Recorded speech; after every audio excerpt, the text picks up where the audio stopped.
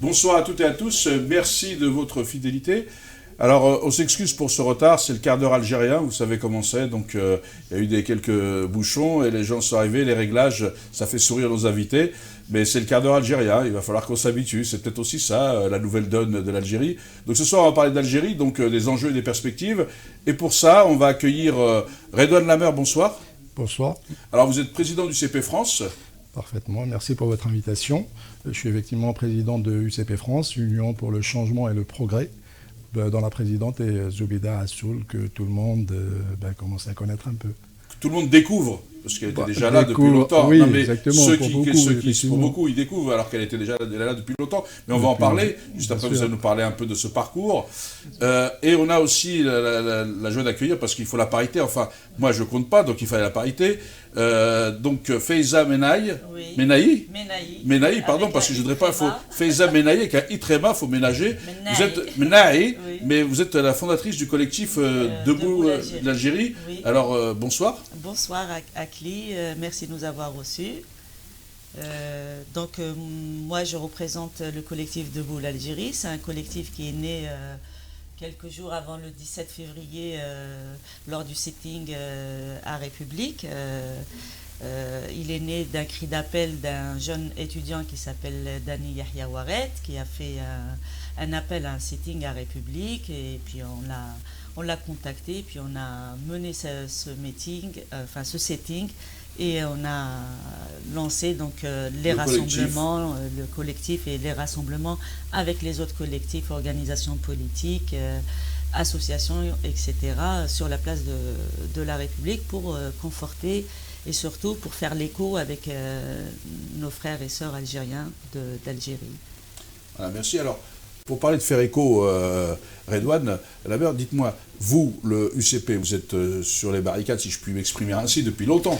Depuis longtemps déjà en tant que militant, depuis des années déjà, depuis la création du parti en 2012, nous faisons déjà un travail de proximité auprès des populations pour les sensibiliser sur les questions d'état de droit, sur les questions d'égalité, sur beaucoup de questions fondamentales. Mais aujourd'hui également, nous sommes sur le terrain depuis déjà le mois de septembre, depuis la création du mouvement Mouatana, où UCP a été un des membres fondateurs, et dont la présidente Zoubida Assoul est toujours le porte-parole de Mouatana. Et rappelez-vous, déjà, ce mouvement s'est fait connaître déjà dans toutes les wilayas d'Algérie, où il a connu des répressions de la part des autorités quand il sortait juste pour réclamer, pour demander au président de ne pas briguer un 5e mandat. Et c'était le cas également ici en France, sur la place de la République, où on était les premiers à sortir, avec d'autres partis bien évidemment, des personnalités politiques, d'autres associations, pour justement demander à ce qu'il n'y ait pas un 5e mandat, mais au-delà du 5e mandat, bien évidemment, c'est le départ de tout un système que le peuple algérien, dont le peuple ne veut plus.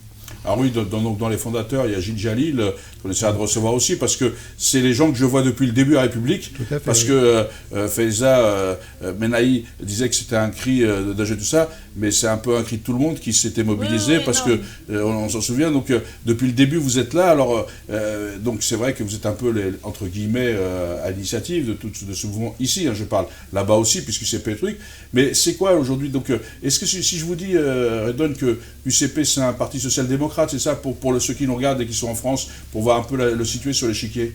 Oui, bien évidemment, on peut effectivement le qualifier de parti social-démocrate. C'est un parti centriste, c'est un parti rassembleur, c'est un parti qui dialogue un peu avec tout le monde. Les positions économiques aujourd'hui sont des positions qui se veulent un peu sociales, parce que on est attaché quand même à certaines valeurs d'équité, d'égalité, et on est également ouvert à l'entreprise, à la libre entreprise, bien évidemment contrôlée et régulée. Et c'est à ce titre-là qu'on se dit effectivement parti centriste. Après, il faut savoir juste où mettre le curseur, et voilà. Parce qu'en France, c'est pas tout à fait ça, le centrisme. C'est pour ça que je parlais de social-démocratie. Oui, nous, on est plus centriste de gauche. Voilà. On est centriste de gauche dans le sens où en Algérie, on a quand même réalisé beaucoup d'acquis dans ce sens. Et ces acquis, ça appartient au peuple algérien et on ne peut pas faire main basse dessus. Et on ne peut pas faire un virement comme on a eu tendance, peut-être à une époque de l'histoire de l'Algérie récente d'ailleurs et contemporaine, de le faire. Et malheureusement, on a tous vu comment le virage a été amorcé. Et finalement... Alors, c'est quoi les revendications de l'UCP sur votre regard sur la situation et vos revendications? Alors, UCP, c'est simple. UCP est un parti démocratique et à ce titre, il se veut tout simplement l'incarnation de la voix du peuple. UCP aujourd'hui revendique tout simplement et se revendique du peuple et de la voix du peuple. Aujourd'hui, le peuple est sorti depuis plusieurs semaines pour demander une rupture avec un système dont il ne veut plus parce que c'est un système qui a, durant plusieurs décennies, pillé toutes les richesses du pays, un système clientéliste qui a produit une clientèle de personnes, de mafieux et de véreux autour et qui gravitaient autour du pouvoir. Et aujourd'hui, le peuple veut tout simplement une nouvelle redistribution des rôles, une nouvelle redistribution des richesses qui ne met pas sur le carreau une bonne partie de la population. Une redistribution tout simplement équitable et une implication de tous dans la chose publique et politique, tout simplement. UCP, donc, se veut tout simplement un parti qui incarne ces valeurs-là. Alors, on va dire, vous en pensez quoi de ce que vient de nous dire Redouane Lamers sur l'UCP, vous en tant que collectif citoyen? Alors nous, en tant qu'il est fréquenté depuis le début d'ailleurs. Oui, je les fréquente, je les suis de près depuis le début, depuis Mouatana. Oui, nous, on est contents, nous, en tant que citoyens, d'être représentés par un nouveau parti, par des nouveaux partis qui sont dirigés ou menés par des personnes du public, c'est-à-dire du peuple. Ce pas des gens qui ont eu affaire avec l'ancien gouvernement ou voilà, ils sont neutres, si vous voulez. Et en plus de ça, ils portent vraiment la voix du peuple. Ils portent les revendications du peuple. Ils demandent la transparence, ils demandent la démocratie, ils demandent le partage des richesses, ils demandent la sécurité du pays, ils demandent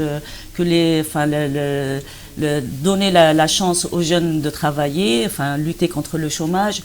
C'est un parti à part entière, quoi. C'est complet. Ils demandent exactement ce que le peuple revendique. Alors, donc ce serait bien qu'ils nous représentent aussi, parce qu'on dit qu'il y a un désert, il n'y a pas de parti politique en Algérie, ça n'existe pas, à part les anciens, ils voient pas, il n'y a pas d'autres... Ici en France ou ailleurs, les gens s'inquiètent, ils se disent, d'accord, on demande au gouvernement de dégager, les gens du pouvoir de partir, etc. Mais qui va mener par exemple la transition, qui va faire? Et donc il y a à faire, il y a des gens qui sont là, il y a des hommes et des femmes qui sont sur le terrain tous les jours, il faut juste leur faire confiance. Alors justement, mais les autres aussi étaient sur le terrain, parce que même les autres qui sont actuellement les députés, les partis, c'est quand même des citoyens aussi, ils sont issus du peuple algérien. Non, parce que souvent quand on dit ça, on a l'impression que les autres ils tombent de Mars, quoi. Alors après, qu'ils soient accommodés du système ou pas, on va y venir, mais c'est aussi des gens qui sont issus d'Algérie, parce que la division des Algériens, c'est peut-être pas la meilleure des choses, non? Oui, non, mais justement, moi je suis complètement contre ça. D'ailleurs, il y en a beaucoup qui me reprochent directement sur notre page Facebook Collectif de Boule Algérie, de quoi on se mêle, vous êtes en France, occupez-vous de Macron ou de votre France, mais on est citoyen algérien, on est touché, on est algérien, qu'est-ce qu'ils veulent? Ils veulent que nous enlever notre citoyenneté, on a autant de droits de revendiquer comme eux. Alors, ce qui est drôle, c'est que c'est les mêmes qui disent que le système dégage et ils reprennent les arguments du système, la main de l'extérieur, les binationaux seraient vendus, corrompus, etc. C'est quand même paradoxal quand même de demander la fin d'un système et d'utiliser les mots du système. Tout à fait. Alors, c'est contre-productif déjà. Et au fait, c'est ce que vous venez de dire, Akli. Tu peux me dire tu. Oui, alors Akli, c'est ce que tu l'as très bien dit. Tous les dimanches à la place de la République, donc au bout d'un moment, on se connaît tous. Donc voilà, d'un côté, le peuple écrit Khawa Khawa, et d'un autre, ils zappent... Khawa Khawa, sauf ceux de l'extérieur. Sauf ceux du Canada, ceux qui sont à l'étranger. Il y a le Canada, il y a des Algériens en Angleterre, il y a des Algériens en Espagne, il y a des Algériens partout, dans le monde entier. Et alors, on n'a pas le droit, nous aussi, de nous soulever, de nous de réclamer des choses, de vouloir une Algérie prospère, démocrate, de voir notre peuple progresser, vivre. Voilà, on a le droit aussi de en tous les cas, vous êtes en train de dire qu'on est aussi algérien qu'eux. Mais bien sûr. Et donc l'algérité, c'est pas eux qui la décernent, ça c'est c'est de nos ancêtres. Peut-être qu'on l'a doublement, parce que on veut les accompagner, on veut faire des choses. On va pas les accompagner pour leur dire « Ah là là, qu'est-ce qu'il faut faire ?» Mais on veut faire avec eux. Alors, juste pourquoi là-dessus, juste là-dessus, le regard du CV, parce que effectivement, c'est assez intéressant comme ce ressentiment, parce qu'on a l'impression que les Algériens de l'intérieur pensent que ceux de l'extérieur vont leur prendre leur place. Non. Et ceux de l'extérieur, des fois, dans un comportement, ils veulent prendre des places, alors qu'il y a de la place pour tout le monde. C'est quoi le regard? Parce que, et puis, le deuxième élément dessus, comme ça, c'est que ce discours-là, c'est des politiques tous pourris. Est-ce que c'est pas dangereux pour quand on veut aller vers la démocratie ou vers d'autres choses? Comme tu viens de le préciser justement, c'est juste une impression. C'est une impression qui est tout simplement exprimée par des médias. Sauf que ces médias-là, ils ont toujours été en fait à la solde du régime. Et le régime a toujours procédé par la politique de diviser pour mieux régner. Et donc diviser les Algériens, même au sein de l'Algérie, en créant le sectarisme, le régionalisme, les Chaouis, les Mozabites, etc. Tout à fait. Et également en créant de la division entre Algériens de l'intérieur et Algériens de l'étranger, alors que nous sommes tous tout simplement des citoyens algériens. Au-delà de cela, le pouvoir en place, et à travers le dernier amendement de la Constitution, il a consacré cette division, alors que cette même Constitution appelle normalement à l'égalité. Et dedans, il y a un article, donc le fameux article 63, Ex-51 pour les gens qui nous regardent, parce que ceux qui sont visés, c'était contre le 51, mais ils l'ont mis 63. Tout à fait, et donc qui vient tout simplement créer et consacrer cette division, et il faut rappeler que c'est tout simplement une mesure discriminatoire, et que cette constitution de fait est discriminatoire vis-à-vis d'une grande partie de citoyens algériens. Il faut rappeler que la majorité des Algériens d'ici sont des Algériens qui sont nés là-bas, qui ont pour la plupart grandi là-bas, ils ont été à l'école là-bas, ils ont encore toute leur famille là-bas. Moi personnellement, j'ai toute ma famille en Algérie. Donc voilà. Comme vous tous, effectivement. Donc, on ne peut pas dire aujourd'hui... Et l'idée, c'était quoi, en fait? L'idée, c'est tout simplement d'exclure une frange de la société qui pouvait avoir un impact réel sur l'évolution des mentalités en Algérie, notamment vers le progrès, vers aussi la possibilité, tout simplement, ce qui est tout à fait légitime, d'occuper certains postes, des postes de responsabilité, oui. Voilà, de responsabilité. Et peut-être ça pouvait créer effectivement pour le régime, pour les détenteurs du régime de l'époque, une certaine gêne dans la pratique, dans leur pratique habituelle qu'on connaît. Donc voilà, mais ça reste malgré tout donc une mesure très discriminatoire, et qu'aujourd'hui il faut commencer par dégager justement cette mesure-là. Oui, parce que est-ce que vous ne pensez pas justement que les gens qui divisent, c'est pas un peu ils tiennent le discours du système, à votre avis? Parce que quand le système effectivement souvent il se drapait dans le nationalisme, parce que le nationalisme c'est pas le patriotisme, hein. Le nationalisme c'est le repli, l'enfermement, c'est-à-dire que c'est à un moment donné il faut qu'on en discute des concepts. Est-ce que c'était pas sa façon de ne pas débattre sur le fond, donc d'empêcher en jouant sur les peurs, comme vous l'avez dit, sur la division? Est-ce que ceux qui aujourd'hui sont dans ce système de diviser parce qu'ils voudraient une place ou pour toutes les raisons qu'on veut, est-ce que ce ne sont pas des héritiers de ce système? Absolument, mais si vous regardez l'histoire de l'Algérie, l'histoire même de la révolution algérienne, effectivement, vous faites bien voilà, surtout de faire la différence entre le nationalisme. Exactement, parce qu'effectivement, le mouvement nationaliste algérien a été marqué par une forte mobilisation à l'époque déjà de la diaspora algérienne qui était ici. Et rappelez-vous qu'à une époque, quand la guerre de révolution pendant les années 50 et tout ça commençait à prendre de l'ampleur, les Algériens d'ici ils ont tous laissé pour ceux qui étaient déjà des stars, par exemple en football, ou pour d'autres qui étaient... Exactement, pour d'autres qui étaient des cadres au sein de l'administration française et tout ça, même si certains peut-être ont décrédibilisé un peu le mouvement parce que pour d'autres raisons ils ont rejoint la révolution, mais la majorité a quand même participé d'une manière active à l'indépendance du pays, et même après.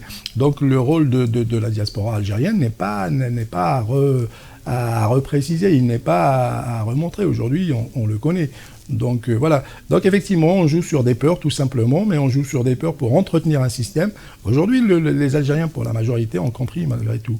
Ils ont compris, le peuple algérien a fait preuve d'une grande maturité. L'Algérien est devenu un vrai citoyen et pas seulement un individu qu'on peut manipuler à souhait, à satiété. Aujourd'hui, l'Algérien a compris et aujourd'hui, il s'inscrit dans une logique d'évolution et dans une logique de progrès, d'évolution des mentalités et qu'on ne peut pas duper comme ça. Moi, j'ai des échos en Algérie, j'ai des amis toujours, j'ai de la famille et tout ça, j'échange régulièrement. Et même si certains essayent d'entretenir toujours ce discours, ça reste toujours des gens qui relèvent encore du système, tout simplement, et qui relèvent du régime, tout simplement. Complètement des ignorants, parce qu'il faut savoir que la révolution algérienne s'est faite aussi à l'étranger. Parce qu'à l'époque, les financements... Mais elle s'est faite à l'étranger, mais pas qu'avec les Algériens. Pas par des Algériens. Et il y avait aussi des sympathisants. Yveton, qui a été pour ce soutien à l'Algérie, Audin, le réseau Janson, enfin, c'est des gens qui avaient des valeurs, c'est aussi, qui avaient le respect de la dignité humaine, etc., qui étaient contre la colonisation. Oui. Voilà, donc pourquoi empêcher certains sympathisants qui viennent par exemple à la République pour nous donner un coup de main, pour nous conforter, on leur dit vous n'êtes pas des Algériens. Peut-être parce qu'ils veulent garder la main sur le gâteau, peut-être parce qu'ils ont d'autres visées que seulement l'intérêt d'Algérie. Ça peut être ça, non? Au contraire, ceux qui nous... Non, pas ces gens-là, les gens qui les dénoncent. C'est peut-être qu'ils ont peur qu'on leur prenne leur part du gâteau, peut-être qu'ils pensent avoir une part du gâteau, non? Il n'y a pas de gâteau, il y en aura plus. On le sait bien, le gâteau c'est l'Algérie, c'est l'intérêt d'Algérie. Non mais ce que je veux dire, ces gens-là, et pourquoi ils le font? Il y avait des raisons. Ou ils sont dans le jeu du système, ou ils sont dans un intérêt particulier. Non, moi je pense que c'est vraiment l'ignorance. Parce que la majorité des Algériens maintenant, ils sont contre le système. Donc il faudrait que déjà, ils commencent à changer leur mentalité aussi. Si on est contre le système et on veut évoluer, on évolue aussi mentalement. C'est-à-dire on commence à travailler khawa comme ils le disent. On commence aussi à s'ouvrir vers les autres parce que le système il les a toujours enfermés. Il les a toujours, attention, dès qu'il y a quelque chose, dès qu'il y a quelqu'un qui reproche au gouvernement, enfin au pouvoir, quelque chose, ils diront ça c'est la main de l'étranger, donc faites attention. Ça, c'est le joker algérien, voilà, ça. Exactement. Donc maintenant, les Algériens ont pris conscience de tout ça. Je pense qu'ils voudront vraiment, ils vont zapper ce côté négatif qui a été imposé. Ils étaient vraiment dans un cocon et là ils nous ont montré et prouvé qu'ils se sont réveillés grâce aux réseaux sociaux, grâce à la mobilisation. Oui, c'est pas les réseaux sociaux, c'est quand même les populations. Oui, non, mais grâce aux réseaux sociaux, ils ont pu communiquer parce qu'il ne faut pas oublier. Les réseaux sociaux ont aidé. C'est pas un outil. Oui, voilà, mais l'outil, il a bien fait d'être là parce qu'on a des journalistes, par exemple, qui ont été empêchés de faire leur travail. Par exemple, la liberté d'expression des journalistes, elle est bafouée, on les met en prison parce qu'ils disent la vérité. Et le pouvoir, qu'est-ce qu'il fait? Il écarte les journalistes pour pas qu'ils disent la vérité au peuple. Voilà. Donc c'est leur première cible. Et ça, c'est pas normal. Non, mais qu'on soit pas normal, juste c'est fait ça parce que faut bien que les gens comprennent bien ce que tu veux dire, parce que sinon le problème c'est la liberté d'expression, la liberté de la presse c'est une chose. Parce que les réseaux sociaux c'est une bonne chose et une mauvaise chose, parce qu'on a aussi beaucoup de fakes quand même. Hein. C'est quand même aussi. Non mais quand on le dit c'est un outil, il faut le prendre comme un outil et il faut être méfiant quand même. Oui, bien sûr, c'est pour ça que je dis. C'est un outil, d'accord, mais il a fait beaucoup de choses. Il a fait ce que les journalistes n'ont pas pu faire. Je ne dis pas que les journalistes n'ont pas fait ce qu'ils n'ont pas pu faire. Donc, quelque part, ça nous a bien aidé, les réseaux sociaux. Les réseaux sociaux, ça aide à communiquer. Non, juste pour dire, parce que les gens nous regardent, c'est sérieux. Ça ne reste pas. Non, mais les réseaux sociaux, ce n'est pas un outil d'information. Hein. Il faut vérifier ces informations. Non, mais c'est un outil de liaison, de lien, mais ce n'est pas un outil d'information. Donc il ne faut pas confondre les réseaux sociaux et les journalistes. Non, mais juste parce que c'est important l'investigation. Après que les journalistes ne fassent pas bien leur travail, c'est important de le dire. Je n'ai pas dit que les journalistes ne faisaient pas.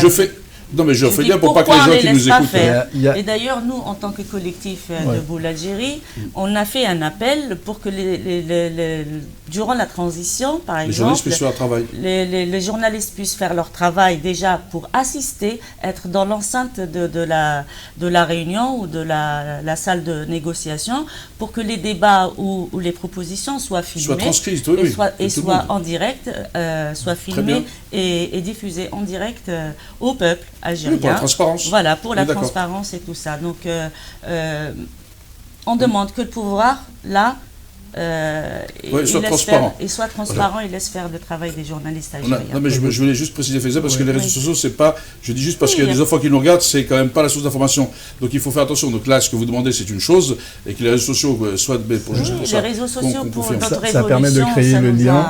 Ça permet de créer le lien entre les. Ça nous a rapprochés. Voilà, ça permet oui, ça crée du lien, c'est ça, mais c'est pas l'information, parce qu'il faut vérifier, voilà. parce qu'il y a tout dessus. En fait, ce qui a manqué avant, les Algériens en fait, avaient besoin d'être fédérés, sauf qu'ils ne trouvaient pas effectivement l'organe ou l'instrument qui va les fédérer. Aujourd'hui, les réseaux sociaux, tout comme dans d'autres pays d'ailleurs, ils ont contribué fortement. Ils n'ont pas été peut-être à véhiculer tout ce qu'elle a dit. À véhiculer effectivement des idées, juste par rapport à l'information, à échanger, donc à créer ce lien effectivement entre les gens. Mais par contre, il ne faut pas oublier, bien évidemment, tout le travail qu'ont fait notamment les partis politiques, les démocrates surtout, même s'ils ont toujours été dénigrés parce que le système ou le régime en place a tout fait justement pour les discréditer auprès de la population. Ils ont fait quand même, nous, UCP, depuis des années, d'autres partis encore, ont fait un travail énorme, un travail de proximité qui n'est peut-être pas visible, qui n'est peut-être pas très visible, mais qui est là quand même. Et ça a permis aussi, ça a contribué à éveiller les consciences. Et ça a permis aussi à faire évoluer les mentalités. Et aujourd'hui, on voit le fruit. Une révolution, ce n'est pas le fait d'un jour. C'est le fait d'un travail, d'une accumulation en fait de petites luttes qui font qu'au bout de plusieurs années, ça donne le résultat qu'on voit aujourd'hui. J'allais y venir parce que les gens... parce que non, mais moi je faisais préciser parce que c'est comme les jeunes nous regardent sur les réseaux sociaux, il faut faire attention, c'est pour ça que moi c'était juste... J'avais bien compris qu'elle allait parler du journalisme, du média, même si c'est le média Internet, mais je parlais des réseaux sociaux, tous les gens qui écrivent, parce que sur les réseaux sociaux, on trouve de tout et n'importe quoi. C'est pour ça que je dis, il faut bien vérifier ces infos, il faut toujours bien vérifier. Évidemment. Et le rôle des journalistes, ce qu'elle demandait à la raison, de transcrire, c'est lui d'investiguer et de donner les bonnes infos. C'est pour ça que je précisais ce qu'elle voulait dire. C'est juste, j'avais bien compris le sens, mais pour pas que les gens qui nous regardent se méprennent dans le sens. Et moi, il y a une chose, c'est que c'est vrai que les gens, ils ont l'impression que c'est spontané, ça a démarré en février, mais c'est vrai que vous le précisez, ça fait quelques années qu'il y a des mouvements qui travaillent dessus, et y compris des gens au sein de l'armée. Bien évidemment, il y avait déjà d'autres luttes. Rappelez-vous, déjà en 2014, par exemple, contre le 4e mandat, il y avait le mouvement Barakat, il y avait le printemps kabyle bien avant. C'est une succession en fait de luttes qui, à un moment donné, donne tout simplement arrive au déclic en fait qui fait exploser le mouvement et donc qui crée ce mouvement de populaire et ce mouvement qui peut paraître spontané, mais en fait, c'est tout simplement le résultat, tout simplement, d'une succession de luttes, tout simplement, qui viennent se greffer les unes aux autres et qui, à un moment donné, donnent le mouvement qu'on voit aujourd'hui. Oui, voilà. C'est pour ça que je dis c'est parce qu'effectivement, je pense. Est-ce que vous pensez qu'il y avait quand même un ras-le-bol un peu trop fort, où les gens ont été trop loin, ils ont été beaucoup trop loin dans le mépris de la population? Aujourd'hui, si vous voulez, ça a commencé la goutte qui a fait déborder le vase, et la provocation de trop, ça a été justement que le président, l'ex-président Abdelaziz Bouteflika il a décidé en fait de faire acte de candidature pour un 5e mandat. Ce qui n'était plus acceptable, parce que jusqu'à la 4e, il n'y a qu'à voir la chanson qui est fredonnée dans les stades et tout ça, et on parle des différents mandats et tout ça, et comment successivement on en est arrivé là, justement. C'est bien expliqué dans cette chanson. Donc la première, on s'est dit, ok, c'est pas grave, la deuxième, pareil, la troisième, la quatrième, la 5e, c'était vraiment la goutte qui a fait déborder le vase. Et le peuple est sorti comme une seule personne. Les jeunes surtout. Et le jeune, voilà, parce que ils ont vu que de toutes les manières, il n'y avait plus d'espoir, qu'aujourd'hui, on ne pouvait plus tout simplement espérer. Il fallait passer à l'action, il fallait passer à quelque chose de concret, et ils sont sortis. Et ils ont bien fait de sortir parce que, voilà, on voit que le résultat est là et qu'aujourd'hui, la volonté du peuple ne fait que augmenter et s'accroître. Et en face, en fait, on a un pouvoir qui ne fait que reculer, et aujourd'hui, il est carrément reculé. On voit que tous les jours, il y a une démission, tous les jours, il y a une reculade, et ça, c'est significatif, en fait, de l'état, tout simplement, du régime actuel. Et normalement, ce n'est plus qu'une question peut-être de semaines ou de jours, et on devrait arriver... On va y venir aux semaines ou jours. Vous êtes d'accord avec ça, Faiza Benahi? Oui, moi, ce que je dirais, je rebondis sur les réseaux sociaux. Rebondissez, hein. Au fait, c'est grâce aux réseaux sociaux que beaucoup de gens connaissent, mettent un visage, une image, enfin un visage sur une personnalité que, par exemple, nous, ici, la diaspora, on ne connaissait pas Zoubida Assoul, on ne connaissait pas Bouchachi, parce qu'on n'a pas... Oui, c'est un bel outil de promotion. Voilà, donc c'est vraiment... les réseaux sociaux nous ont aidés. Bien sûr qu'il y a des fake news, etc. Et justement, c'est là qu'il faut qu'on appelle le pouvoir actuel et rapidement, là, en ce moment, maintenant, de laisser travailler les journalistes. Le message est passé. C'est notre appel. Mais il n'y aura pas que ça. En tant que collectif citoyen Debout l'Algérie, on mise et on veut que ça. On veut que les journalistes sortent et puissent prendre la parole et puissent filmer et puissent tout se dire. Il ne faut pas que le Gaïd Salah, qui est lui maintenant chef du pouvoir algérien, gère tout et gère même la liberté d'expression. C'est pas possible parce que quand on veut tuer un peuple, on lui coupe sa liberté d'expression. Donc on y est là. Alors, où on accompagne une bonne transition et on ouvre tout et on laisse les journalistes faire leur travail parce qu'on en a besoin pour l'information, parce que le peuple ne sait pas tout. Et on a besoin de savoir, comme ça peut éviter les fake news, justement. C'est le seul moyen. Non, bien, mais j'avais compris bien le message sur la liberté de la presse, et que c'était un combat du collectif. Donc on a bien compris. Non, juste, voilà, c'est bien de préciser. Mais donc maintenant, on va avancer dans le débat. C'est-à-dire que vous, aujourd'hui, dans le regard que vous portez, comment peut se faire cette transition? Et puis, avant, je vous avais posé une question, j'y reviens, sur qu'est-ce que vous répondez à tous ces gens qui vous disent des politiques tous pourris, comme si les politiques étaient, alors parce qu'ils ont accompagné le système, parce que certains ont été plus corrompus que d'autres. Qu'est-ce que vous avez de leur dire à tous ces gens? Parce que sans les politiques, parce que si on fait autre chose qu'a fait Nelson Mandela, il va falloir bien qu'il y ait des gens qui fassent la transition. S'il n'y a plus personne, c'est pas la rue qui va la faire. Ou alors il faut faire du populisme ou de la démagogie, ça c'est autre chose. Mais qu'est-ce que vous avez de leur dire à ces gens-là? Aujourd'hui, en fait, il est vrai qu'il y a une grave crise en fait de confiance entre le peuple et les politiques. Qui a contribué à créer justement cette crise et cette rupture entre les politiques et le peuple? C'est bien évidemment le régime. C'est l'ancien régime. L'ancien régime qui a tout simplement procédé par, encore une fois, cette politique de clientélisme et qui a créé autour de lui, en fait, qui a produit autour de lui une large clientèle qui, un système tentaculaire dans les ramifications vont très très loin, en fait. Toute la société était gangrénée pratiquement par ce système et les pratiques sont reproduites à tous les niveaux de la société. Donc effectivement, le citoyen lambda, en fait, autour de lui tous les jours, il voyait en fait les pratiques du système à tous les niveaux. Autour de lui, quand il va par exemple juste demander un papier à sa mairie ou à sa commune, il voyait les effets justement du système. Donc clairement, il ne s'identifiait à personne. Et parmi les politiques, il y avait bien évidemment des partis, comme je le disais tout à l'heure, qui faisaient un travail énorme, mais le régime a fait que ce travail, d'abord, n'était pas visible. D'abord, il faut savoir que pour se constituer, ne serait-ce qu'en association, il fallait, les conditions étaient telles que c'était pratiquement pas possible, en fait, de créer juste une association. Alors, de là à faire un parti, c'était carrément presque montrer patte blanche.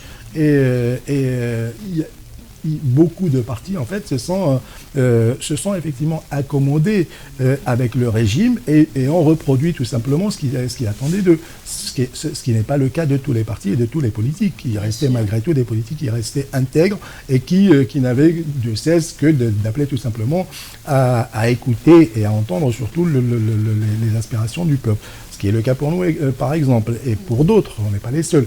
Je trouve dommage effectivement parce que à travers donc ces pratiques et à travers les médias également qui s'est accaparé, il a fait que le régime en fait a fait que il y a eu cette cassure et cette rupture presque totale en fait avec les partis politiques. Et aujourd'hui, nous autres partis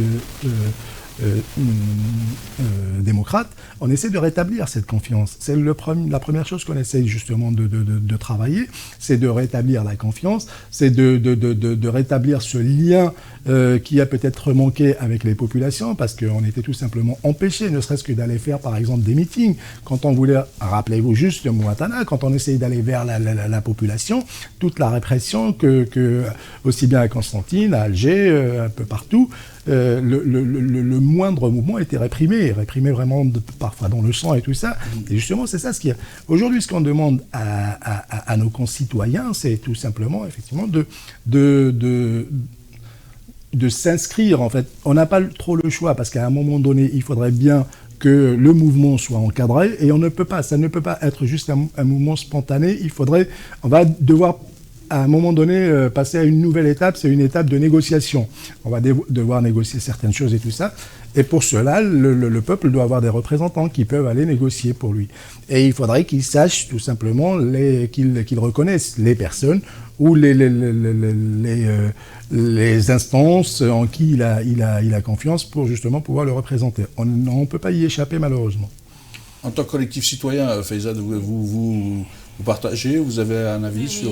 J'ai un avis très général.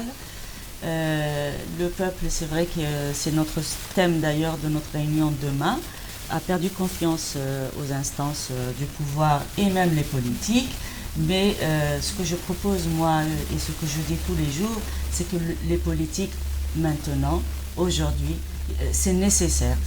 Voilà. Ce que je veux dire, c'est qu'aujourd'hui, il est nécessaire pour que les politiques occupent la place publique. Les politiques doivent aller vers le peuple et dire leurs programmes, leurs propositions, sensibiliser. C'est la démocratie, il faut qu'ils le fassent. Ils n'attendent pas que ça se calme, ça ne va pas se calmer. C'est maintenant qu'il faut qu'ils se montrent pour rassurer le peuple. Le peuple, je pense qu'ils connaissent leurs représentants. En Algérie, ils connaissent tous qui est Zoubida Assoul, qui est Djil Jadid, qui est Mouatana, enfin, tout le monde, ils les connaissent. Donc, il faut que ces gens-là, moi, Mais ils ne les connaissent pas dans l'exercice du pouvoir. Mais ils connaissent leur programme. Déjà, ils leur font confiance parce qu'ils sont tous les jours avec le peuple. Ils descendent tout le temps. Ils sont pas que les vendredis à occuper la place publique en Algérie. Et ils sont de toutes les manifestations. Zoubida Assoul, par exemple, c'est une femme qui est très disponible, qui parle, qui échange. Bouchachi aussi. Il a une énorme popularité. Djil Jadid, ils sont sur le terrain. Donc, je pense que les gens, ils savent sur qui compter. Hein. Ils ne sont pas paumés, hein, ils ne sont pas tout seuls. Hein. Ils savent, il faut juste... ils savent. Je suis d'accord. À un moment donné, surtout, le pouvoir a joué sur des personnalités qu'on pensait, qu'on ne soupçonnait pas du tout pouvoir un jour tourner la veste. Et malheureusement, qui étaient issus de partis qu'on pensait clairement opposés avec force au pouvoir. Et malheureusement, ces personnes... Par exemple, des personnes qui... Non, je ne parle pas de Karim Tabou, je parle surtout des personnalités politiques des années du début de l'ère Bouteflika qui du jour au lendemain, tout simplement, on les a retrouvés ministres et tout ça, alors que la veille, ils l'appelaient Bouteflika, par exemple, voilà, et que le lendemain...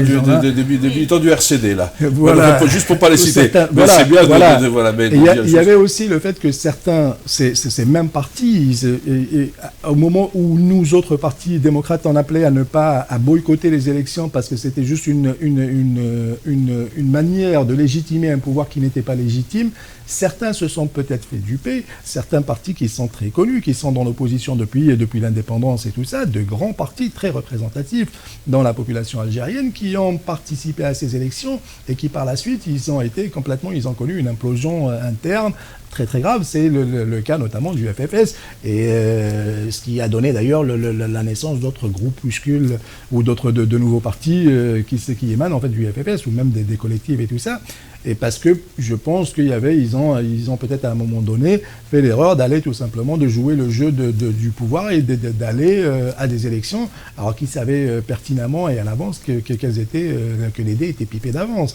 Donc il y a eu des erreurs politiques, effectivement, qui ont fait que le peuple n'a plus cette confiance en ses politiques et ne se retrouvait plus dans ses politiques.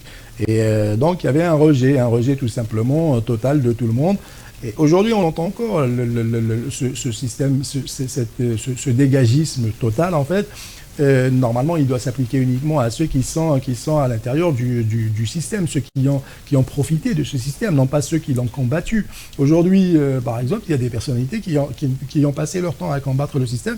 On ne peut pas les associer à ceux qui l'ont travaillé ou qui l'ont servi, ce système. Alors, il y a un paradoxe aussi, parce que, juste un truc quand même sur ce système, le paradoxe, c'est que il y a quand même des députés qui étaient dans ce système, mais qui sur le terrain, des élus, trouvent grâce chez les gens parce que ça a été des gens honnêtes. Parce que le problème, c'est quand on va aller en démocratie, si on va aller vers une démocratie, c'est à la justice de poursuivre les gens, parce que les gens doivent répondre de leurs actes. C'est pas le tribunal populaire non plus. Oui. Alors, bien évidemment, c'est à la justice, mais le problème, c'est que nous... Il faut une justice, c'est ça que vous allez me dire. Il faut déjà une justice, effectivement. Il faut effectivement une justice. C'est ce que nous travaillons, nous, pour justement, nous, au sein du CP, notamment, nous travaillons pour que, justement, demain, l'Algérie de demain sera une Algérie qui consacre la séparation et surtout l'équilibre des pouvoirs avec une justice forte et une justice indépendante. Oui. Et c'est le seul gage, en fait, pour qu'effectivement, on ne retombe pas sur les travers du système actuel. Donc aujourd'hui, nous, c'est une revendication forte au sein du CP. Et c'est pour ça que l'appel qu'on lance à nos concitoyens, c'est de savoir faire la part des choses et savoir faire la différence entre ceux qui appellent au maintien d'un système corrompu et ceux qui, au contraire, appellent à une vraie démocratie, à un vrai pays, état de droit, à un vrai état où on consacre et où on respecte et où on garantit les libertés fondamentales et les droits fondamentaux. C'est là où la différence se fait et c'est là où il faut être vigilant et c'est là où la différence, où on peut effectivement savoir faire la différence entre qui et qui. Vous vouliez réagir, M. Menaï? Alors, par rapport au FFS, etc., ce que j'ai compris à peu près, c'est que c'est vrai que le FFS, au départ, il était un opposant. Un très bon opposant. Il a toujours été un peu moins un truc, mais il a toujours été opposant. Oui, un très bon opposant. Il y a longtemps, il y a 20 ans, 30 ans de cela, Aït Ahmed, il a vraiment... il a gagé... on peut dire, non, mais il a surtout c'est une figure historique de la Révolution. C'est un grand monsieur, qu'on le veuille ou on ne le veuille pas, qu'on soit d'accord ou pas avec lui, c'est un grand monsieur. On rend à César ce qui lui appartient. Donc après Aït Ahmed, c'est vrai que le FFS, il s'est coupé, il s'est cassé. C'est exactement comme le FLN. On ne peut pas cracher sur le FLN. Le FLN, il nous a ramené notre indépendance. Le FLN. Enfin, c'est pas le FLN, c'est les militants les militants du FLN. Tout ça, c'est tous. D'accord. Mais ceux du FFS aussi, elles nous ramènent un peu dans... tout à fait. Parce que les militants du FFS... Non, mais je le dis parce que c'est important, mais ça. Les militants du FFS, c'est... Oui, parce que c'était le Front de Libération. Oui. Sauf qu'en 62, certains ont dit la truc est arrivé, ça ne peut pas être un parti politique puisqu'il appartient au peuple algérien. Oui, c'est normal. Ça arrive toujours que même dans une famille, on ne s'entende pas. Ouais. On est tous d'accord pour un truc. Oui, et après, c'est pas un parti politique, c'est un parti de libération. Oui, c'est voilà. ça que les gens disent. Oui. Donc, le FLN, il faut pas trop cracher dessus parce que moi, je ne suis pas d'accord quand j'entends les gens dans la rue dire « Ah bah, le FLN » ou « La dégage », etc. Il faut savoir que c'est notre mémoire, c'est un patrimoine. Ce qu'il faut dire, c'est ce qui représente actuellement le FLN, c'est des gens pourris, c'est des gens, c'est des voleurs. Je parle du FLN qui a l'historique. Moi, je parle de l'historique. Il est plus historique depuis très longtemps. Oui, bien sûr. C'est ça. Après, on peut pas dénigrer quand même le travail qu'il a fait. En clair, tu dis, il ne faut pas jeter le bébé avec l'eau du bain. Je sais pas, je connais pas cette expression. C'est l'expression que tout le monde connaît, hein, oui. Faiza. Donc du coup, parce que Faiza, elle fait pas beaucoup de télé, donc elle a un peu les codes. Je fais pas beaucoup de télé, je fais pas de politique. Voilà, donc c'est pour ça aussi. Donc, mais c'est intéressant de la voir pour avoir son regard. Voilà, j'ai un regard général. Ça fait longtemps que j'ai quitté l'Algérie, de citoyenne. Ça fait longtemps que j'ai quitté l'Algérie. Moi, UCP, Mouatana, comment il s'appelle, Nidal Ouatan, Dil Jadid, etc. Je les ai connus récemment, je ne les connaissais pas. Parce que j'ai fait comme tout le peuple algérien. J'ai boudé un peu la politique en Algérie parce qu'on nous a mis dans une situation où presque on n'avait même pas le droit de dire « Ah, je ne suis pas d'accord avec le gouvernement ». On ne pouvait pas le dire puisque nos représentants sur place, ils n'arrêtaient pas. C'était l'hémicycle de l'Assemblée nationale, c'est un cirque, quoi. Quand on voit de temps en temps les opposants parler dans l'Assemblée nationale, c'est vraiment le cirque. Les gens, t'as des représentants même des non-apparentés, etc., qui disent ce que le peuple... Mais ça n'aboutit à rien. Ils sont là, ils revendiquent, on se dit, ceux-là, ils n'y arrivent pas. Les élus n'y arrivent pas. Comment vous voulez que nous, le peuple, on y arrive? Mais alhamdoulilah, là, on y est arrivé.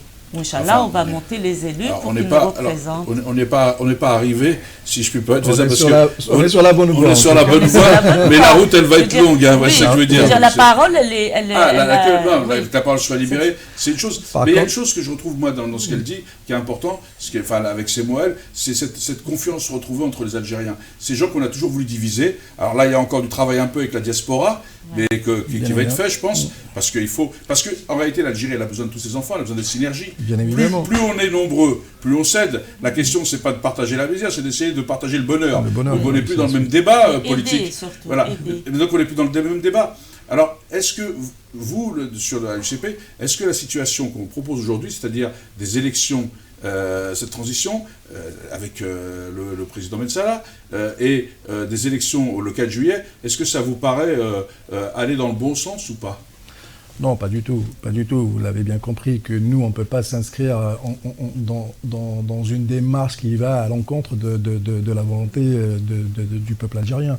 Aujourd'hui, le peuple algérien ne veut plus entendre d'une transition qui sera conduite par les symboles du régime, de l'ancien régime, par ceux-là même qui ont nourri et qui ont entretenu ce régime. C'est déjà pas crédible et c'est pas légitime. Donc aujourd'hui, les Algériens ont besoin de nouvelles personnes, des personnes en qui ils se reconnaissent, des personnes qui les représentent, des personnes intègres, des personnes compétentes, des personnes qui leur font ressentir que au-delà, à l'issue de cette transition, il y aura quand même une solution pérenne et une solution réelle. C'est les aspirations des Algériens. Et nous, on ne peut, UCP, on ne peut que s'inscrire justement dans cette vision et dans cette logique. Et donc pour nous, ce n'est qu'une provocation de plus, tout simplement, de vouloir organiser des élections, alors qu'on sait même que les gens du régime eux-mêmes ne souscrivent pas réellement à cette démarche. Ben Salah, il est tout seul. Il a essayé d'appeler un peu pour essayer de donner du crédit à cette démarche, mais aujourd'hui, personne ne répond, même pas les gens de son rang. Donc, on sait que cette démarche, elle ne va pas aboutir. Elle va tout simplement, ça va être... Voilà. En tout cas, c'est ce qu'on pense. Et nous, de toutes les manières, on ne peut pas s'inscrire dans cette démarche. Pour nous, il faudrait qu'aujourd'hui, on passe à une réelle transition. Une réelle transition, ça sous-entend le départ de tous les symboles du régime actuel et l'organisation, la création certainement d'une assemblée constituante qui débouchera par la suite à l'émanation d'une nouvelle constitution qui consacre toutes les libertés fondamentales et qui permettra de rentrer dans une nouvelle ère. Et UCP, en fait, s'inscrit là-dedans, en fait. En clair, vous êtes en train de nous expliquer qu'avec cette constitution, on va rentrer nulle part. Mais cette constitution, c'est elle qui a créé le blocage. Cette constitution est un ensemble de verrous qu'il faudra déjà faire sauter pour pouvoir un peu se retrouver. Cette constitution, elle a été faite pour qu'il y ait un bloc, pour que le blocage, pour que personne ne puisse justement faire sauter ce blocage. Donc aujourd'hui, c'est verrouillé de partout. Et c'est pour ça qu'on est dans c'est vraiment un piège, c'est exactement le mot. C'est un piège.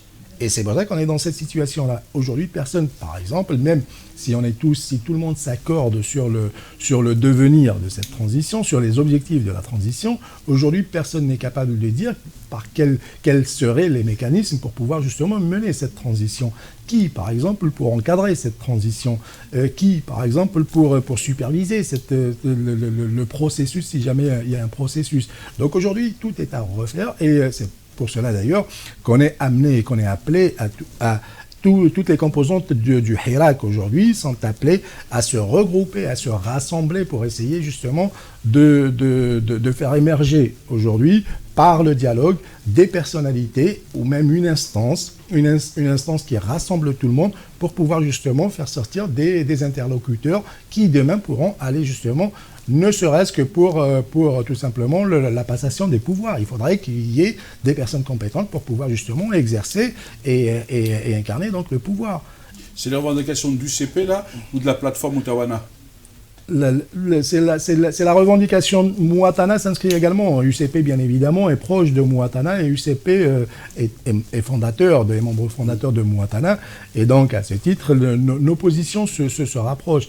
Il y a peut-être quelques divergences, mais de forme, tout simplement, mais sur le fond, et pas que de Mouatana, de toute la population algérienne qui aujourd'hui est dans la rue. Du mouvement. Mais le mouvement Mouatana, bien évidemment, le mouvement Mouatana aujourd'hui s'inscrit entièrement dans ce même objectif qui est un objectif commun. Faiza, vous avez un regard là-dessus ou pas d'avis? Si j'ai un avis citoyen, moi ce que j'aurais aimé... Mais attention, on est tous citoyens. On est tous citoyens, oui. Donc, ce serait que... Ça me fait penser au truc quand les gens venaient parler, ils disaient on est tous ouvriers, fils d'ouvriers moi-même. Donc là, maintenant, on va arriver à dire les politiques citoyens, fils de citoyens moi-même, quoi. Non, mais c'est parce que vous voyez comment évoluent les concepts. Parce que du coup, on pense que les politiques, c'est pas des citoyens qui sont pas dans la vie de la cité. C'est problématique, ça, quand même, comme regard. Oui, exactement. Alors, c'est-à-dire, moi, je parle en tant que collectif. Oui, je sais, j'ai compris, mais nous, on parle aux téléspectateurs. Parce que nous, on ne parle pas entre nous, on parle à des gens qui nous regardent. Voilà. Juste pour dire que même en tant que citoyenne ou citoyen, je rejoins l'avis de Redouane, qu'il faut absolument que le pouvoir actuel laisse travailler les partis politiques avec les organisations aussi syndicales, les nouvelles organisations syndicales, avec toutes les personnes clés, les personnes qui ont envie de mener cette transition. Et ce serait bien qu'on les laisse travailler. Gaïd Salah, il est très gentil, c'est bien. Et sa seule mission, c'est de mener et veiller sur la sécurité de l'Algérie, des frontières et des Algériens. Il a bien dit, il n'y aura plus de sang, je suis là, vous inquiétez pas, il n'y aura pas une goutte de sang qui va tomber, il n'y aura pas une seule goutte de sang durant toute cette... Ça tombe bien, demain c'est le 20 avril, oui. On va comme le printemps berbère. Voilà. Donc en parlant de goutte de sang... Non, je pense qu'il a bonne conscience et j'ai envie de croire en lui. Parce que jusqu'à là, c'est bien, tout ce qu'il fait, sécuriser, c'est bien. Mais la politique, c'est pas son rôle. Il peut pas faire, il peut pas tout faire. Il est partout, Monsieur Gaïd Salah. Il est gendarme, il est organisateur. Les gendarmes et l'armée, c'est la même. Il est président du pays. Il met celui-là, il enlève celui-là. Non, il faut arrêter parce que justement, on en a marre. Et la rue l'a dit, le peuple algérien l'a dit, que chacun garde ses fonctions et que le pouvoir, la transition soit menée par Chab, min Chab wa in Chab. Donc Chab Kayen, ou fait Chab Kayen les partis politiques, Kayen les organisations. Il y a tout ce qu'il faut pour travailler, qu'ils nous laissent juste travailler, qu'ils les laissent travailler parce qu'on compte sur eux. Alors, juste, on va travailler parce que il faut faire court des fois pour bien résumer l'idée. Parce que sinon, on ne pourra pas débattre. Mais c'est intéressant parce que ce truc. Et donc, je vais le faire réagir. Vous pensez que Gaïd Salah, il est. Parce qu'elle lui dit, après, avec toutes les remarques, vous avez confiance. Est-ce que vous avez confiance, vous, Gaïd Salah, pour conduire la transition? Non, certainement. J'ai confiance en lui pour sécuriser le pays. C'est pour ça que j'ai dit là, mais j'ai compris. Non, mais c'est pour ça, oui.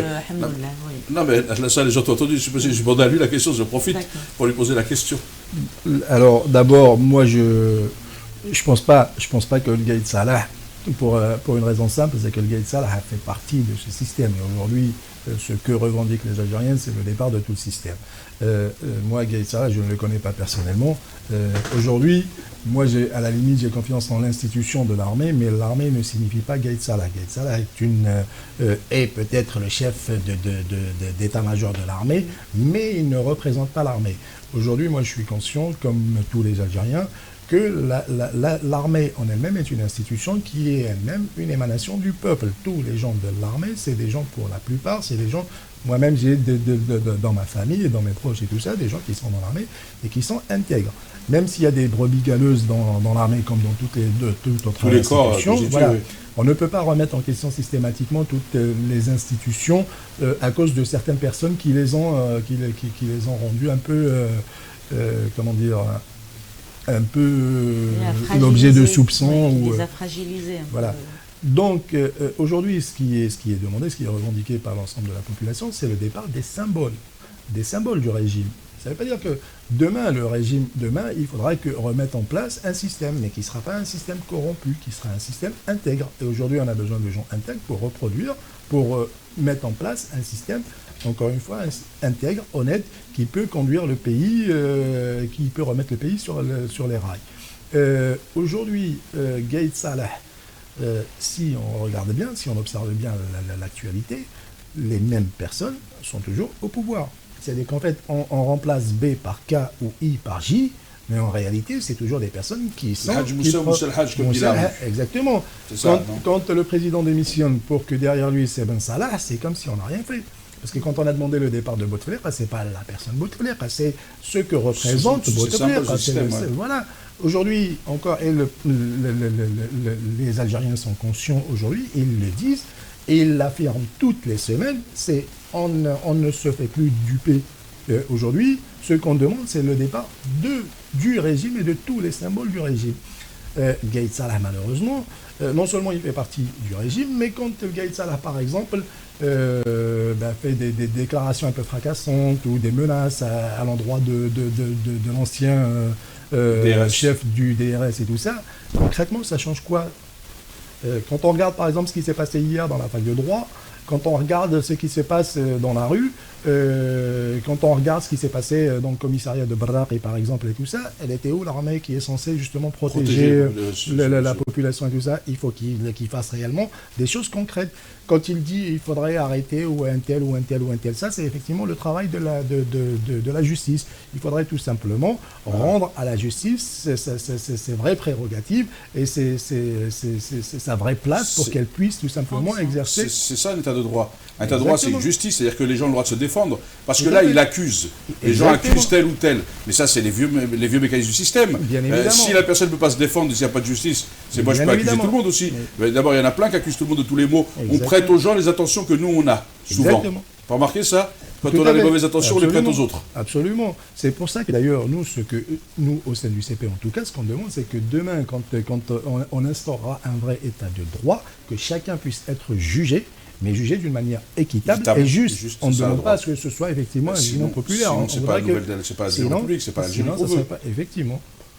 Tu en penses quoi, Faiza Oueled, là-dessus? Parce que je sais que, sur ce qu'il a dit, est-ce qu'effectivement aujourd'hui, tu es confiante? Parce que c'est vrai que vous êtes des citoyens, mais vous êtes engagés, vous êtes toujours mobilisés. Oui. On a bien compris que votre revendication, c'est la liberté de la presse, des élections transparentes, et puis que vous accompagnez le mouvement plutôt que d'être de proposer à la place des autres. C'est ça le but, non? Voilà, oui. Au fait, nous, tout au début, on avait déclaré donc qu'on voulait un gouvernement, enfin une nouvelle république, deuxième république, démocrate, transparente, et on a même proposé, et je ne sais pas, ça pourrait peut-être les partis politiques ou ces personnes qui, j'espère, auront l'occasion et la chance de se réunir et de se former pour mener une bonne transition. Et la transition, on ne va pas la faire au fait en 3 mois. Donc ça, il faut qu'on enlève ça. On attendra ce qu'il faudra et on la fera bien en bonne et due forme. Donc ce que je disais, c'était que, par exemple, est-ce que dans ce collectif qui va ce qu'on propose, nous, c'est que, par exemple, on va élire une personne, une candidate qui pourra, durant 5 ans, durant un mandat, redresser l'Algérie, c'est-à-dire la remettre sur un piédestal, etc. Est-ce que cette personne sera,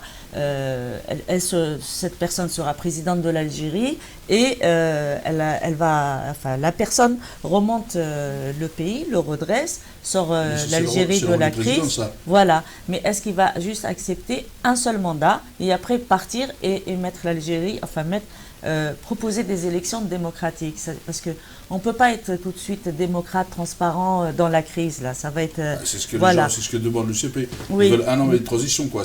Voilà. Parce qu'ils vont l'être. Bon, il y aura la transition. Est-ce qu'on pourra...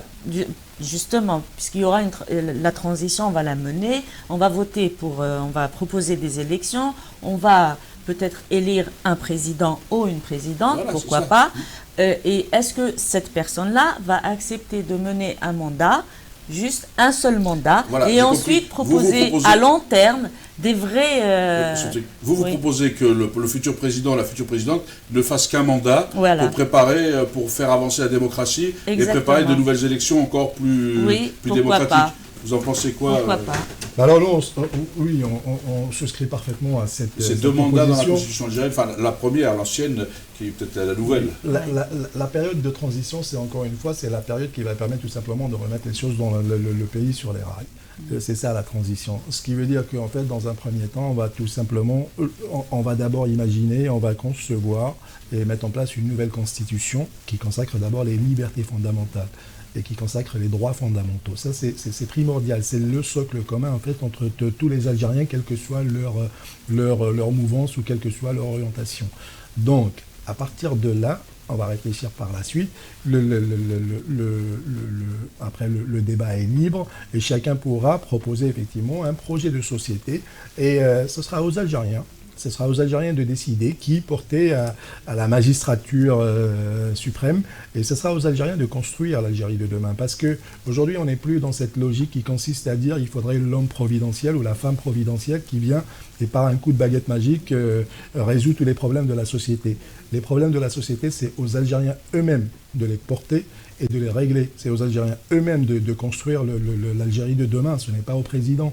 Si on espère encore qu'une personne peut faire le bonheur de tout un pays, on se trompe complètement, ça n'existe pas effectivement. C'est pour ça qu'on demande à ce que tout le monde prenne conscience de la mesure de la tâche qu'il attend et des enjeux réels de l'Algérie de demain qu'on essaie de construire et de s'inscrire dans ce processus qui va peut-être prendre effectivement du temps. Il ne faut pas être pressé. Ça fait plus d'une soixantaine d'années qu'on vit avec des constitutions qui ne sont pas légitimes, avec des institutions qui ne sont pas légitimes, avec des gouvernements qui ne sont pas légitimes, et que pour une fois qu'on a compris et qu'on essaie de faire les choses, faisons les choses bien et faisons les choses sur de bonnes bases. Ce n'est pas la peine de se précipiter aujourd'hui. L'essentiel, c'est le résultat. Ce n'est pas de faire les choses rapidement ou pas. Aujourd'hui, je tiens juste à préciser, si on fait des élections dans la précipitation, qui en sortira vainqueur? Qui profitera justement d'élections qui vont se faire en 2 ou 3 mois? Qui? Aujourd'hui, personne. Ceux qui sont prêts, exactement. C'est pour ça qu'il ne faut pas encore se faire avoir. On s'est fait avoir à plusieurs reprises parce que justement on n'a pas suffisamment préparé les choses et parce qu'on n'a pas suffisamment mesuré les conséquences de certaines décisions. Ben aujourd'hui, il ne faut pas retomber encore sur les mêmes travers et sur les mêmes erreurs qu'on a faites par le passé. Donc en clair, ce que vous voulez, c'est qu'effectivement, cette constitution ne peut pas répondre à ça, puisqu'il faut des contre-pouvoirs. Bien si évidemment. vous lâchez le peuple, c'est des contre-pouvoirs, que ce soit dans le domaine de la justice, dans le domaine des droits de l'homme, etc. Ça veut dire quand même un gros travail sur la constitution. Bien évidemment. C'est un gros chantier, oui. C'est un gros chantier. Alors, juste parce que vous êtes sur la diaspora et mobilisé le dimanche, c'est vrai qu'on en a parlé au début, et peut-être finir là-dessus, parce que c'est vrai que nous, on est ici en France, même si on soutient et qu'on veut surtout être dans l'accompagnement de nos frères algériens, puisque on est des Algériens. Personne n'a le droit de décerner un certificat d'algérianité. Personne n'a le tampon. Chaque Algérien a le droit d'être Algérien comme il veut. Même d'ailleurs, on disait, s'ils sont nés au palais, même ceux qui sont demi-quart, à partir du moment où ils revendiquent, où ils se reconnaissent dans le pays, c'est leur pays comme tous les autres. C'est important de le dire, je pense que vous êtes d'accord là-dessus, je pense que ça fait pas débat. Et vous avez parlé tout à l'heure de l'équipe nationale du FLN. L'équipe du FLN, il faut savoir que quand même avant 58, quand ils ont commencé, il y avait Mekloufi, Mazouz, Bentivour, qui étaient des gens potentiellement, et d'autres potentiellement capables de jouer en équipe de France. C'est la Coupe du Monde 58. Ouais. Ils ont tout quitté pour rejoindre à Tunis l'équipe du FLN, et c'est eux qui ont fait découvrir le combat algérien dans le monde en allant jouer au nom de l'équipe du FLN. Ça, il ne faut pas l'oublier. Voilà. L'autre élément, je le dis parce que le préfet Tiragé suit, il faut savoir quand même que ceux qui ont cotisé, qui ont payé de leur sueur l'indépendance algérienne, c'est aussi la Wilaya 7, ce qu'on appelle la Wilaya 7. Tout à fait. Et le 17 octobre 61, ceux qui ont été jetés dans la Seine, ils venaient pacifiquement pour saisir l'opinion internationale sur la situation en Algérie. C'est ce qu'on fait nous aussi à Paris. Donc ceux qui nous parlent que de ceci, de cela, et qui veulent oublier cette Wilaya 7, c'est aussi encore une tromperie d'histoire, ou une mystification. Bien sûr. Et ces Algériens-là, ces Algériens qui sont tout aussi Algériens que les Algériens de là-bas sont le relais justement de la voix de l'Algérie à l'étranger. C'est ces Algériens-là justement de l'étranger, qu'ils soient d'ailleurs en France ou même aujourd'hui, ils ne sont pas qu'en France, ils sont au Canada, on les entend tous les dimanches et on les voit aux États-Unis et dans d'autres pays très reculés. On en a vu même en Australie des Algériens avec le drapeau algérien et tout ça, qui ont l'Algérie dans le sang et dans le cœur, et on ne peut pas leur renier leur algérianité. Être algérien, ça se décide pas par d'autres. On l'est parce qu'on ne le veut, parce qu'on l'est de toutes les manières naturellement, et parce qu'on décide de l'être. C'est pas à d'autres de juger si vous êtes algérien ou pas algérien, si vous l'êtes déjà. Donc effectivement, c'est un faux débat, et on ne devrait pas s'inscrire dans ce débat-là. Parce qu'aujourd'hui, on n'est pas à l'exclusion. Il ne faut pas exclure, bien au contraire. Il faudrait rassembler. Voilà, il faut additionner les intelligences, les synergies, exactement. Et c'est comme ça qu'on peut réussir, et non pas en divisant ni en excluant les... Et d'ailleurs, on pourrait même demander que ceux qui sont morts le 17 octobre pour l'Algérie soient reconnus comme shahids, ce qui n'est pas le cas actuellement. Ça peut être aussi une revendication forte d'ici, parce que si on travaille là-dessus... Alors, l'émission est finie, touche à sa fin, donc je vais vous remercier, mais avant de conclure, il y avait une dame, et comme on l'a coupé un peu des fois, on va donner le mot de la fin à Faiza pour nous dire un peu ce qui est l'engagement et ce qui va se faire dans les prochains jours. Alors, dans le collectif Bien sûr, voilà, le collectif. Oui. À moins que tu sois candidate, à moins que tu nous fasses un scoop, que tu sois candidate à la présidentielle algérienne. Ça, on ne le savait pas, mais voilà. Non, il y a des gens compétents pour le faire, il y a des hommes et des femmes. Mais tout le monde est compétent pour le faire, tu le dis aussi, chacun a ses compétences. Non, en restant modeste et faisant les choses à son niveau. On a déjà une femme. Oui, je sais. Pas lui, non, mais sa présidente, les gens le voient bien. C'est un plaisir parce que déjà, moi j'admire cette femme, je ne la connaissais pas avant, je la découvre que maintenant. C'est vraiment une femme de terrain, et en plus elle a un franc-parler, et elle parle la voix du peuple. Elle n'est pas là pour snober, elle n'est pas dans les paillettes. Tu vas adhérer à l'UCP, mais avant, parlons du collectif d'abord. Voilà. Nous, dans le collectif, c'est très simple. Nous, on aide déjà les étudiants de France qui sont dans une précarité terrible. Comme avant, on a aidé les Chibani de France qui étaient dans une précarité terrible. Et on ne les a pas oubliés, au fait, les Chibani de France. Bon, il y a l'Algérie. Donc le collectif de l'Algérie va continuer un peu son travail. Après, de toute façon, c'est un collectif qui va travailler sur la dignité des Algériens, ici et là-bas. Voilà, c'est ça. Sur la dignité des Algériens, ici et là-bas.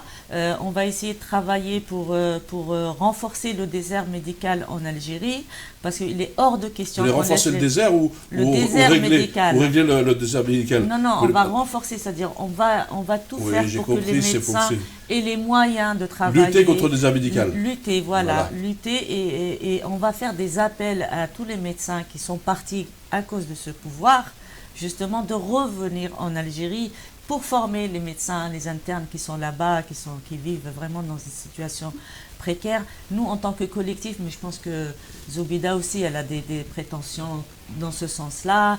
C'est-à-dire qu'il faut reconstruire l'Algérie, mais commencer par la santé, par les universités, par les logements sociaux, par une solidarité, et surtout ce que je demande, et ça me tient à cœur, c'est que là actuellement on voit un peuple uni, un peuple qui sort dans la parité, etc.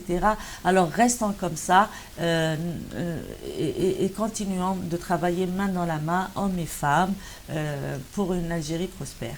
Merci, parce qu'il fallait que je fasse signe à Faiza, parce qu'elle n'a pas l'habitude de finir vite, parce que comme le temps tourne. Oui. Donc en tous les cas, merci Faiza Menaï du collectif Debout l'Algérie d'être venu nous parler avec vous deux.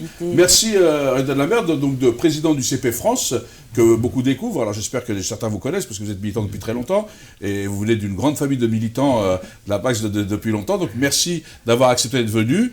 J'espère que je ne vous ai pas trop bousculé, parce que c'est le but du jeu aussi, même si c'est important. Voilà. Et en tous les cas, on refera d'autres émissions avec d'autres invités. Et nous, on se retrouvera très vite avec demain, vous êtes invité aussi à un colloque. Vous pouvez retrouver sur la page Facebook du collectif de l'Algérie un colloque au Kremlin-Bicêtre. Il y a aussi la CDA qui fait un colloque, je ne sais plus quel jour. Ou si le 26. Le 26. Donc vous pouvez retrouver le colloque de la CDA le 26. Je pense qu'il faut aujourd'hui accompagner tout le monde, être en synergie, comme vous l'avez dit, dans l'unité. L'Algérie a besoin d'unité, de solidarité et de fraternité pour avancer sur ce long chemin. Toutes les énergies et toutes les synergies, comme vous l'avez dit, Redouane Lameur et vous, Faiza Menaï, sont les bienvenus. Les bonnes volontés aussi.